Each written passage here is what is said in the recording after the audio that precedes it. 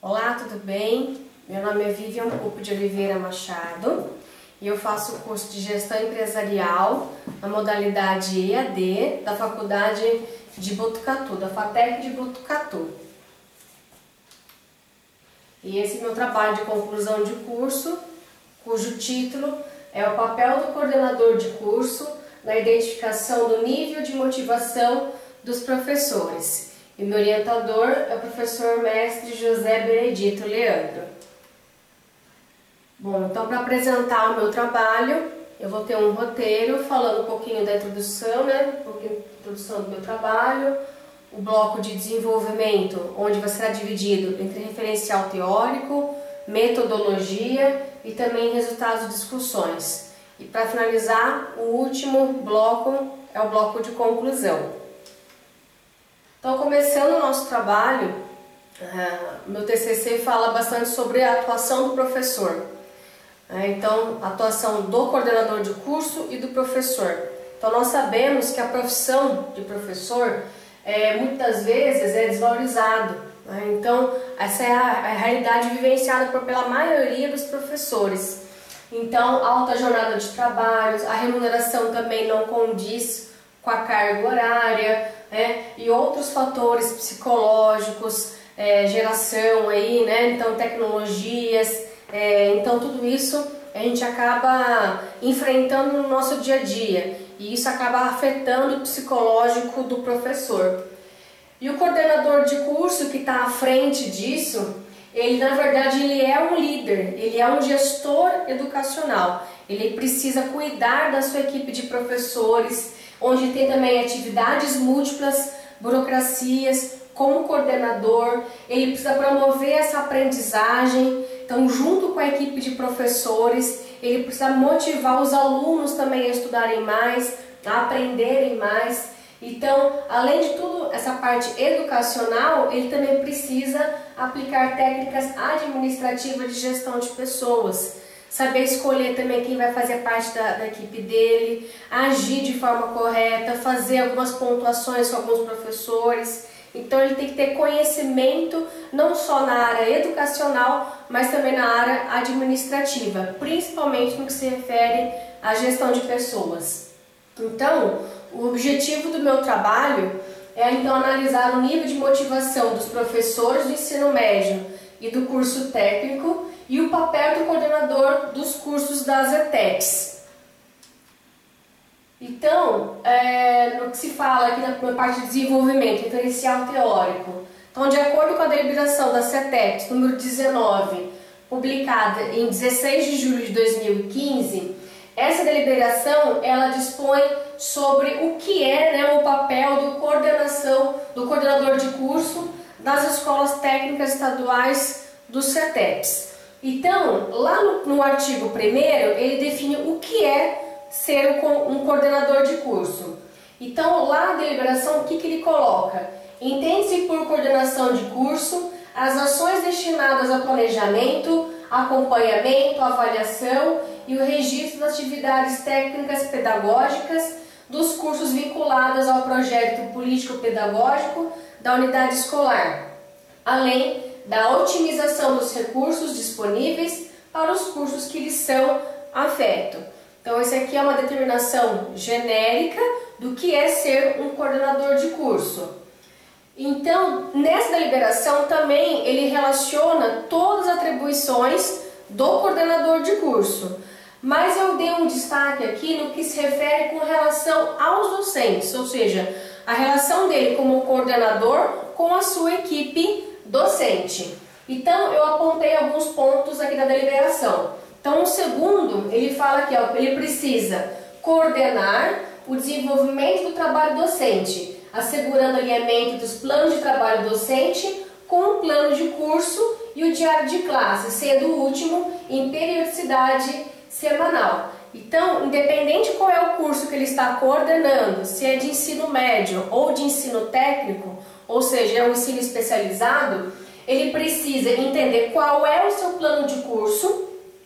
Cada professor, no início do semestre, realiza o seu planejamento do semestre, no caso do curso técnico, e no curso do ensino médio, MTEC, ETIM e ensino médio em geral, ele faz um planejamento anual. Então tem que bater o quê? Todo o plano de curso com o planejamento do trabalho do professor, que é o plano de trabalho docente.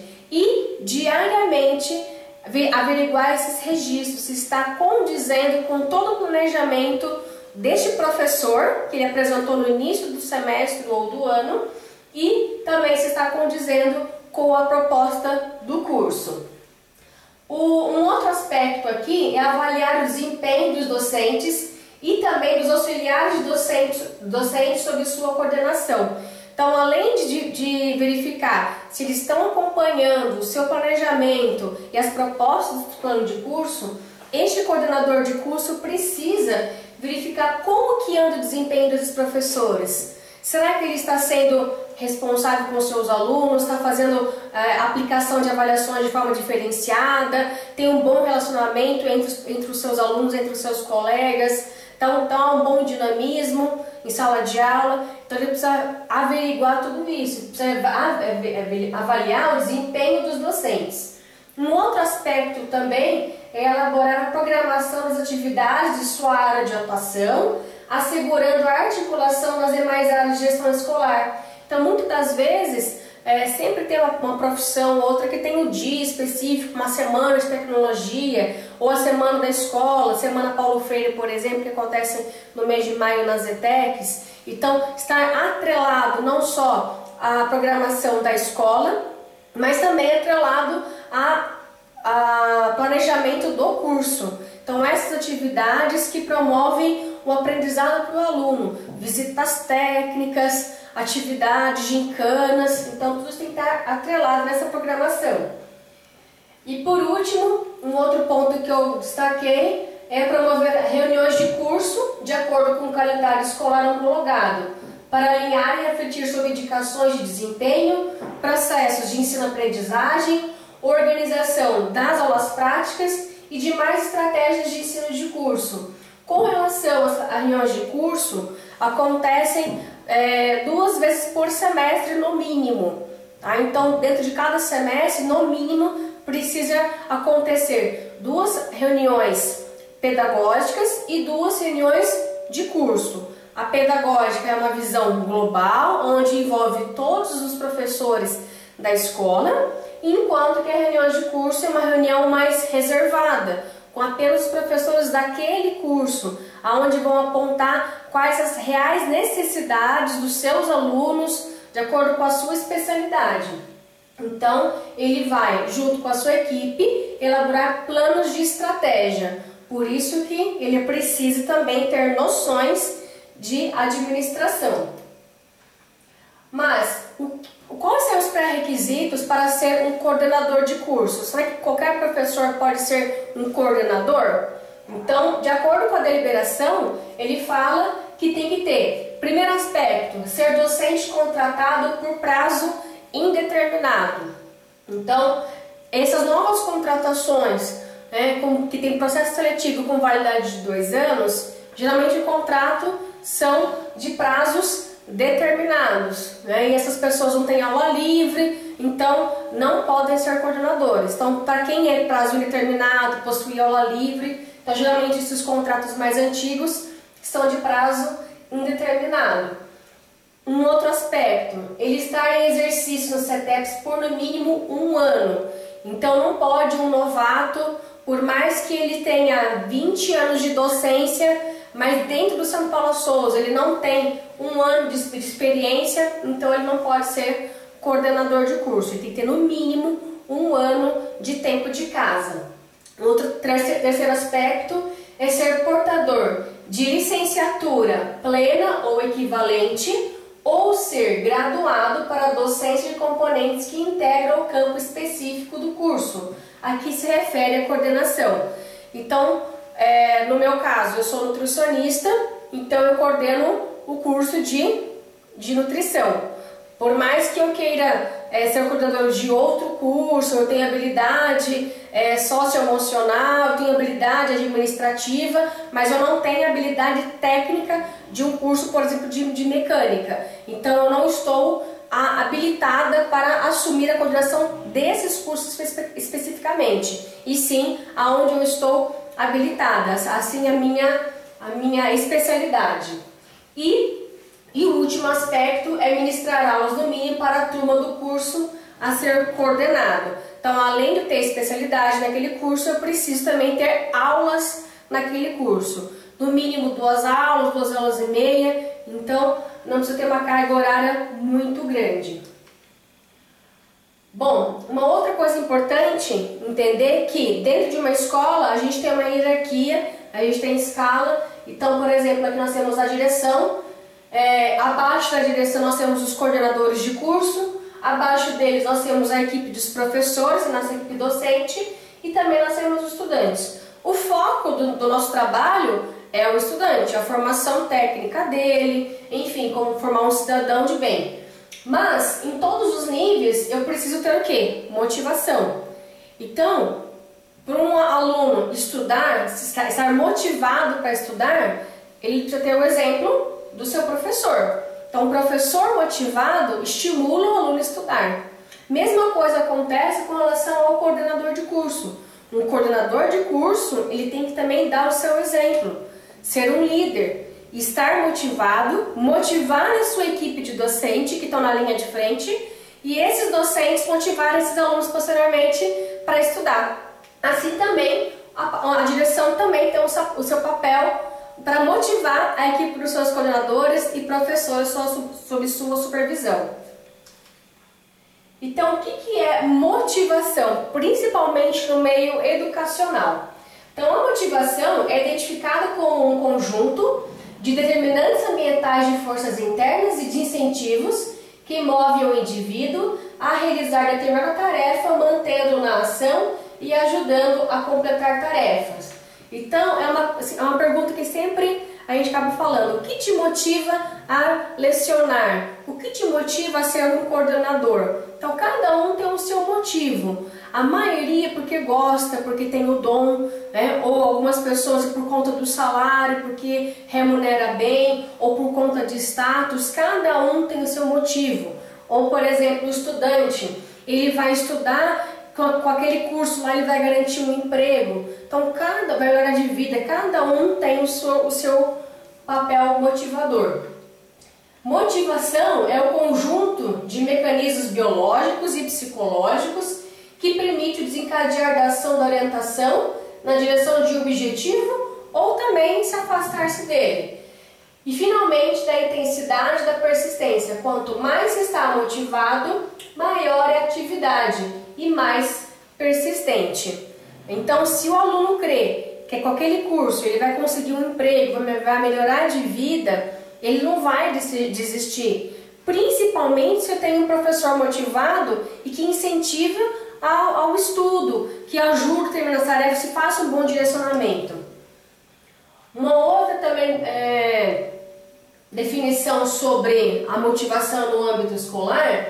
Então, a motivação remete para o fator interno que move o aluno para estudar, iniciar as tarefas de aprendizagem e nelas permanecer até o fim. Esse é o papel do professor. Ele precisa estar motivando o aluno sempre, mas ele também precisa estar motivado. E aí é o desafio do coordenador, é verificar qual é o grau de motivação da sua equipe. Então, ainda no que se refere à motivação docente, é um elemento a ser considerado, por sem professores empenhados e motivados, não há escola, não há educação de qualidade. E é isso que eu defendo. Então, se eu tenho uma equipe motivada, eu tenho educação de qualidade. Professores desmotivados, qualquer profissional desmotivado não vai executar um trabalho de qualidade. Sentimentos de cumplicidade e adesão livre e espontânea às grandes finalidades da causa educativa e em atitudes de envolvimento no empenho do exercício da atividade profissional. Então ele tem que estar motivado, empenhado. Se ele executar essa motivação diária, ele vai também disseminar essa motivação para outras pessoas. Então, a motivação, ou mesmo satisfação profissional e a autoestima afetam positivamente no seu desempenho. Então, a pessoa satisfeita, motivado, com uma alta autoestima, ele tem elevado desempenho. Agora, e o mal-estar docente, então se ele está desmotivado, ele está doente, não está recebendo conforme ele gostaria, por exemplo, então de alguma forma está desanimando, ou os alunos também, eles não conseguem ter o controle emocional para controlar aquela sala, ou não está conseguindo arrumar meios de aquela sala aprender melhor, e com isso ele se sente mal, porque ele não está conseguindo exercer o seu papel, e existe um estado de mal-estar docente, que é a falta de capacidade por parte do sujeito para fazer face às exigências de que lhe são colocadas pela sua profissão. Então isso vai desencadeando cada vez mais reclamação, ok? Então, qual foi a metodologia empregada no meu trabalho? Primeira parte são as pesquisas bibliográficas, no que se refere à atuação docente dos coordenadores e também à motivação docente. Foi aplicado um formulário, né, um questionário dos professores, onde foi utilizado o Google Forms, o Google Formulários. E o público-alvo do meu estudo foram os professores e os coordenadores ativos das ETECs do Centro Paula Souza. E, feito isso, o próprio Google Formulários me ajudou a fazer a tabulação de dados. O questionário foi enviado através de um link, e esse link, lógico, foi feito convite para os professores, e esses professores responderam de forma facultativa. Então, perguntava-se qual o sexo, qual a faixa etária deles, qual a formação acadêmica, qual a instituição que leciona, se ele leciona somente no Centro Paula Souza, ou na rede privada, junto com a rede privada, ou as duas, ou a pública, a cidade que leciona, aí também um outro também podia assinalar os dois, porque tem professor que dá aula no ensino médio e no ensino técnico. Porque o ensino médio hoje tem somente o ensino médio ou também o ETIM ou o MTEC, ok? E tem professores que dão aula exclusivamente para cursos técnicos. Aí eu dividi dois esquemas de perguntas. Perguntas para você como coordenador e entrevistado como professor. Então nessa parte aqui foi a atuação como professor. Há quanto tempo que ele leciona no Centro Paula Souza? O número de aulas que ele leciona por semana, e aqui eu coloquei aqui como professor, seleciona o grau de satisfação quanto aos itens abaixo. Então ele assinalou de 1 a 5, sendo o 1 um baixo grau de satisfação, então estaria muito insatisfeito nessa categoria, o 2 insatisfeito, o 3 indiferente, o 4 seria um bom de satisfação e o 5 é o nível máximo de satisfação, então ele estaria muito satisfeito. Quais eram esses pré-requisitos? Quais eram os itens analisados? Reconhecimento, responsabilidade, criatividade e inovação, conteúdo do trabalho em si, autonomia, participação nas decisões, realização pessoal e profissional, desenvolvimento profissional e progresso, condições de trabalho, remuneração, relações interpessoais, status, seguranças e também políticas organizacionais. E aí, para o coordenador de curso, tá? Então ele atuando na coordenação de curso, eu perguntei quanto tempo que ele atua ou também já atuou como coordenador de curso. Como algumas ETECs gostam de fazer um revezamento de coordenação de curso, que na minha opinião ele é excelente, assim como todos os professores podem ter experiência de como ser um coordenador de curso, isso aí é muito importante. Por isso que eu fiz essa pergunta, se ele está atuando ou se ele já atuou e por quanto tempo de atuação. E uma outra pergunta também, além daqueles pré-requisitos da deliberação da CETEPS número 19, quais eram os pré-requisitos importantes para a atuação de um bom coordenador de curso? E ele poderia marcar mais que um e sugerir outras habilidades aqui. Então eu coloquei como pós-graduação, controle emocional, inclusive até o Centro Paula Souza incentiva que a gente faça licenciatura, pedagogia, ou mesmo tenha noções de administração, tempo de docência e outros aspectos aqui. O mesmo quadro que foi perguntado para o professor também foi perguntado o grau de satisfação como coordenador. E as últimas 3 perguntas eram: como coordenador, você se sente, né, você sente ou já sentiu dificuldade em mensurar o grau de satisfação? Então esse era o ponto-chave aqui. Se ele conseguia mensurar o grau de satisfação dos seus colegas, dos seus professores. Sempre, frequentemente, às vezes, raramente ou nunca consegue. E como coordenador de curso, se ele se identifica como um líder, com que frequência ele se identifica como um líder? Vai ter dias bons, vai ter dias ruins, mas com que frequência ele consegue se identificar, se autoavaliar como líder? E na última pergunta, foi como assim, na sua opinião, se você acha importante haver um curso preparatório para o coordenador de curso no Santa Paula Souza. Hoje em dia, a gente tem esses requisitos para ser um bom coordenador de curso, mas não se tem um curso preparatório para esses coordenadores. Então, tem coordenador que executa sem nenhum problema, com êxito, porque ele já tem noções administrativas.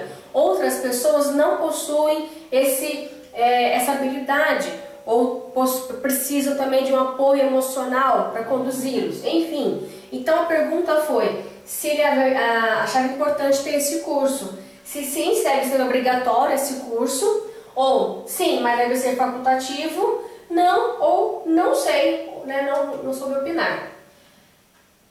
Dos meus resultados de discussão, então, foi feito o convite, só algumas pessoas responderam, então, ao todo foram 25 pessoas que estavam aptas para responder o meu questionário. A faixa etária variava aqui de 30 a 39 anos, 32%, a maioria de 40 a 49 anos, 44%, e de 50 a 59 anos, 24%.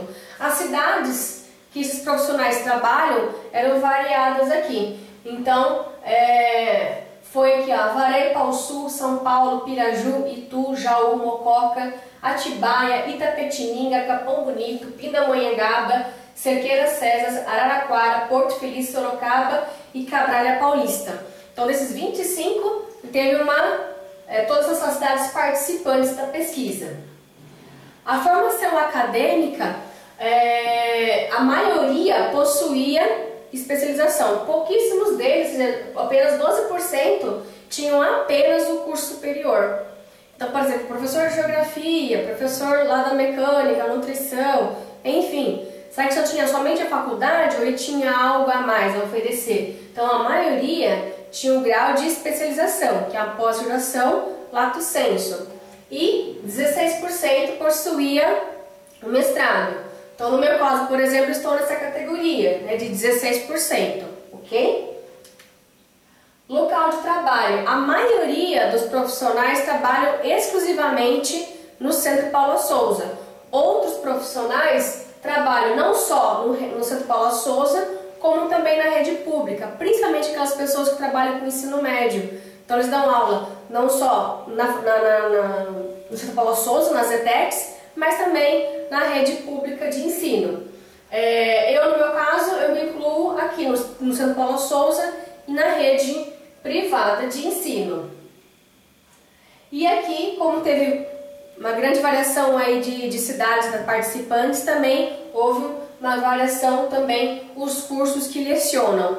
Dos 25 entrevistados, 16 atuam com o ensino médio, MTEC ou o ETIM, que é o ensino médio integrado o ensino técnico integrado ao médio.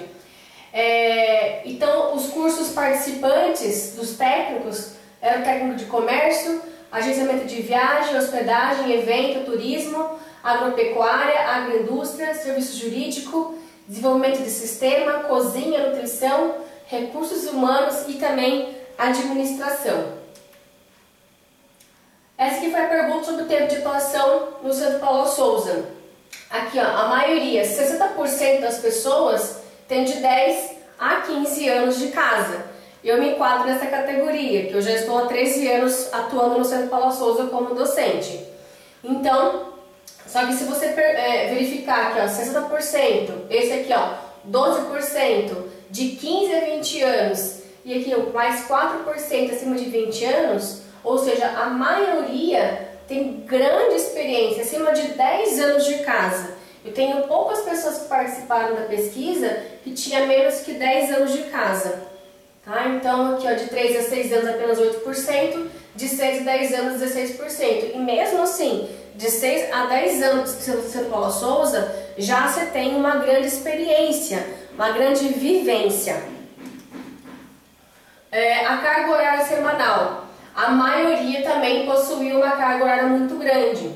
Levando em consideração a pessoa que somente dá aula em curso técnico, cada noite, cada período, é apenas 5 aulas por período. Então, todos os dias da semana envolveria 25 aulas. Então, por exemplo, aqui ó, em roxo, aqui ó, de 21 a 25 aulas.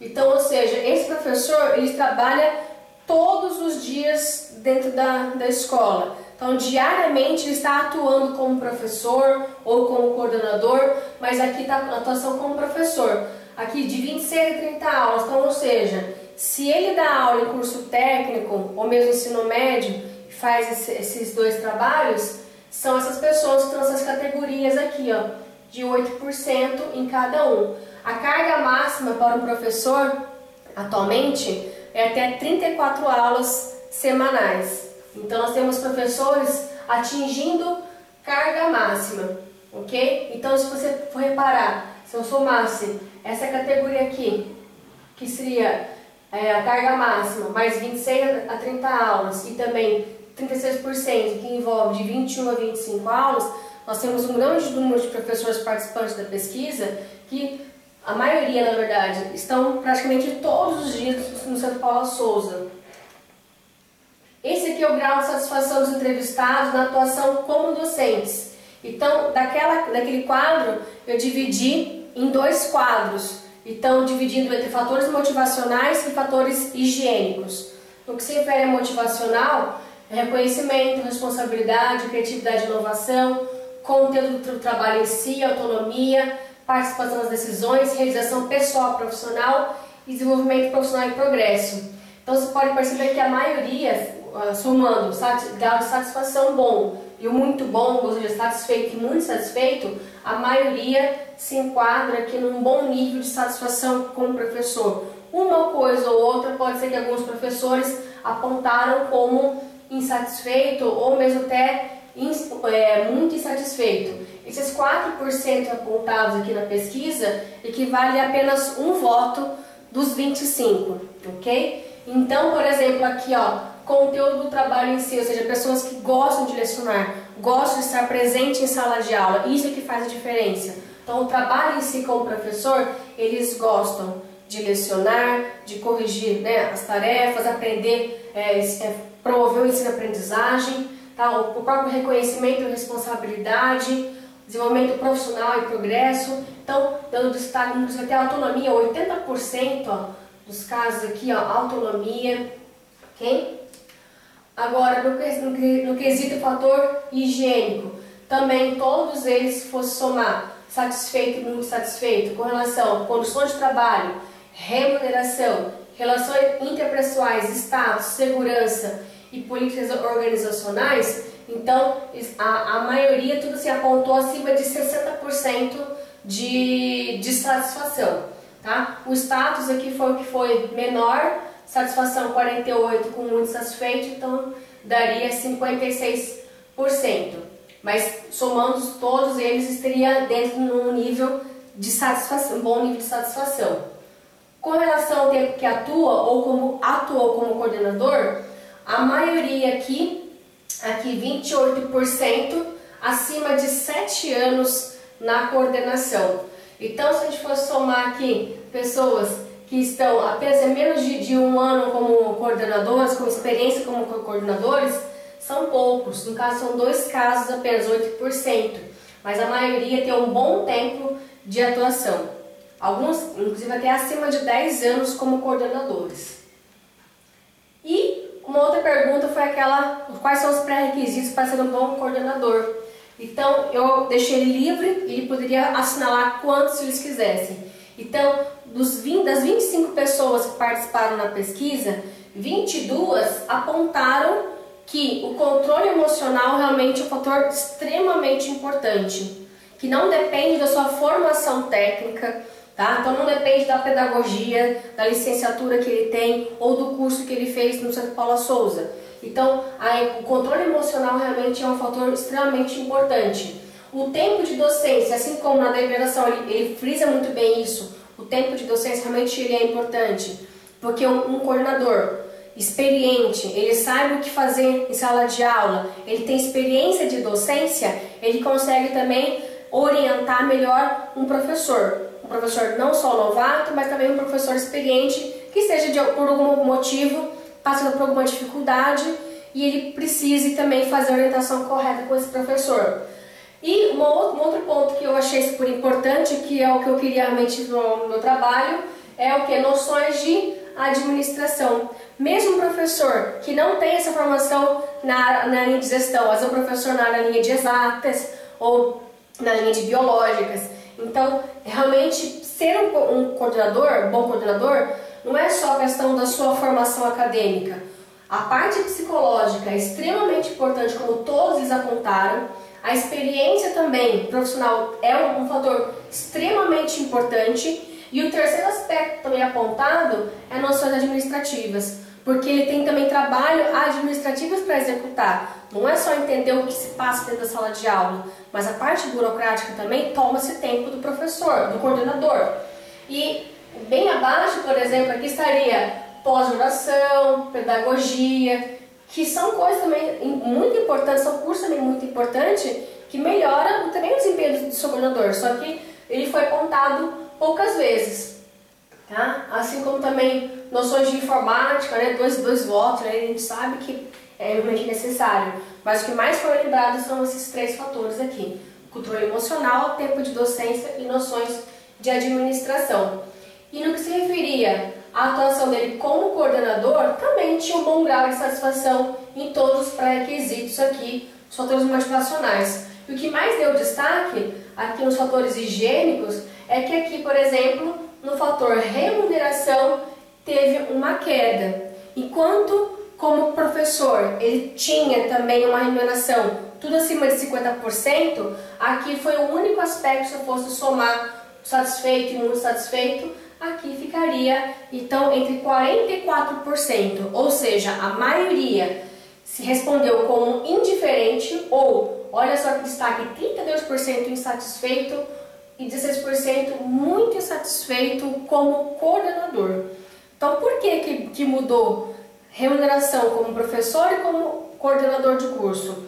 Na verdade, o coordenador de curso não recebe 30% a mais da sua carga horária, no que se refere ao planejamento. Então, quando o professor tem a sua carga horária lá, então ele recebe a carga horária dele e mais 30% referente ao seu planejamento de aulas, correções de atividades e tudo mais. O coordenador de curso não tem essa remuneração extra. Então, se ele tem, por exemplo, 10 horas semanais de coordenação, 9 horas semanais de coordenação, ele possui, na verdade, apenas essa hora cravada e não tem esse adicional, porque é um cargo de confiança. No entanto, ele tem também o que? A segurança que na atuação dele como coordenador também vai atribuir futuramente na pontuação docente. Então, como ele atuou como coordenador de curso, ele também vai ter a vantagem de ter uma pontuação um pouco a mais do que os professores que não atuaram naquele período como coordenador. Então, favorece, em contrapartida, não favorece na remuneração, mas favorece com relação à sua pontuação docente. E aqui a questão da dificuldade em mensurar o grau de satisfação. Então aqui, ó, 32% das pessoas disseram que frequentemente, né, sente dificuldade em mensurar o grau de satisfação da sua equipe. E 52% às vezes, tá? Só 8% que disse que raramente consegue ter dificuldade em mensurar.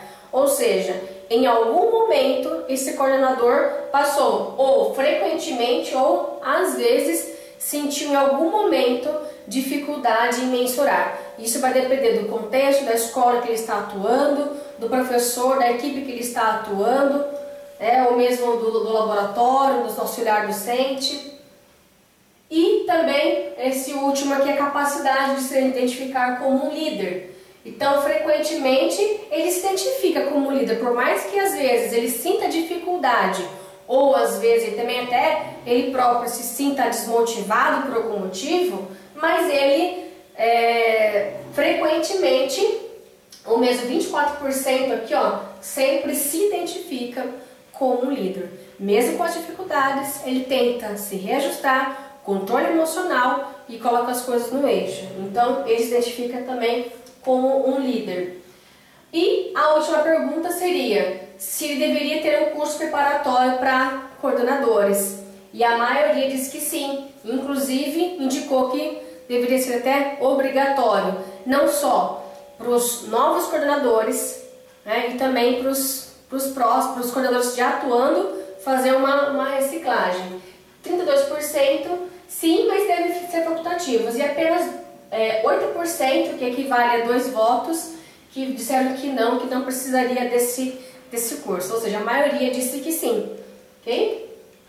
E concluindo o meu trabalho, é muito importante enfatizar que mesmo coordenador de curso classificado como bem capacitado academicamente, com diversos cursos de diplomas, nada adianta se não houver controle emocional. Por mais que ele tenha pedagogia, licenciatura, que faça também curso de capacitação de Santa Paula Souza, que futuramente possa promover isso aí, ou seja, formação docente, experiência docente, inclusive ter noções administrativas, né? Tudo isso para ser um bom coordenador. Mas nada adianta se ele não tem também controle emocional. Então a parte psicológica também é importante ser trabalhada, não só a gestão de pessoas. E, como eu disse também no começo aqui, ó, um professor insatisfeito, desencantado ou frustrado com a sua atuação profissional ou com a instituição, tem realmente dificuldades em suas atividades, se comparado a um professor que está satisfeito, cabendo então aos gestores, no caso o coordenador de curso, planejamento e tomada de decisões que mantenham um nível satisfacional elevado dos colaboradores das organizações. Então, o coordenador também precisa estar motivado para contribuir com a motivação da sua equipe. E foi o começo da nossa conversa aqui, né, falando que para um aluno estar motivado, o professor tem que estar motivado para motivar o aluno. Mas também é importante frisar que o coordenador de curso precisa trabalhar o seu aspecto psicológico, o seu aspecto, emocional, para motivar também a sua equipe de professores. E uma sugestão que eu deixo aqui no meu trabalho é que o Santa Paula Souza promovesse curso preparatório para os futuros coordenadores. Então, muitos coordenadores de curso têm problemas, por exemplo, de ter noções da parte burocrática, montar atas, organização de pastas, acompanhamento, inclusive, de novas tecnologias. Hoje em dia estão usando as plataformas digitais nesse momento de pandemia, então algumas pessoas, coordenadores e professores, sentem realmente dificuldade, alguns se sentem até vergonha de falar, não conseguem admitir que tem dificuldade. Então é muito importante que você tenha esses cursos para os novos coordenadores e reciclagem para os coordenadores atuais. Então eles tenham cursos, noções de administração, noções de informática, noções também de controle emocional, fazer estudos de caso. Então esses cursos também que são muito importantes para esses profissionais. Então assim ajudaria os principais desafios diários também da profissão como coordenador. Essas foram as minhas referências utilizadas no trabalho. E é isso, pessoal. Muito obrigada pela atenção. E esse foi o meu TCC de Gestão Empresarial AD. Até mais!